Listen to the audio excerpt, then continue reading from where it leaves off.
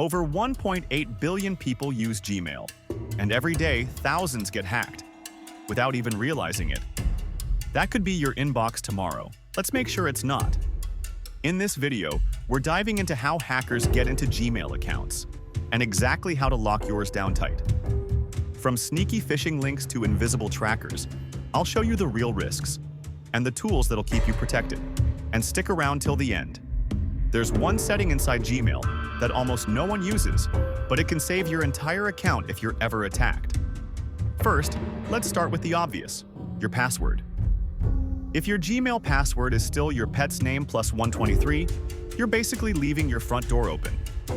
You need a long, unique password, at least 12 characters mixed with upper and lowercase letters, numbers, and symbols. And no, don't try to memorize it. Use a password manager like Bitwarden or 1Password. They store everything securely, and most of them are free for personal use. Next, two-step verification. It's not optional anymore.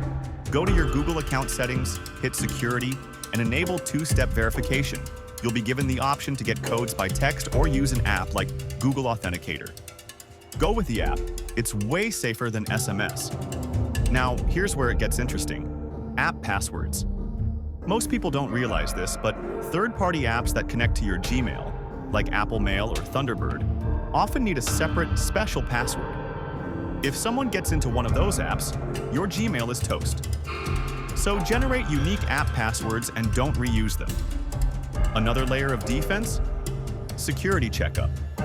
Google offers a built-in tool called Security Checkup. Just search it. It'll show you exactly what devices are logged in, which apps have access, and any weak spots in your account. Run it once a month. It takes 60 seconds, but it could save your digital life. Here's something hardly anyone talks about: email forwarding. Hackers love to sneak in, set up automatic forwarding, and silently siphon off your emails. Go into Gmail settings, click on Forwarding and pop IMAP, and make sure nothing is being sent somewhere else without your permission. And now, the most underrated tip: set up a recovery email and a recovery phone number. If you ever lose access, these are the only way back in.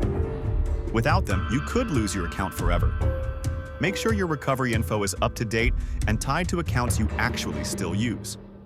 Bottom line, your Gmail account isn't just email. It's your photos, your bank alerts, your two-factor codes. It's the digital key to your life.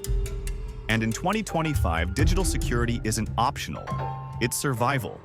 We're just getting started on protecting everything else that matters.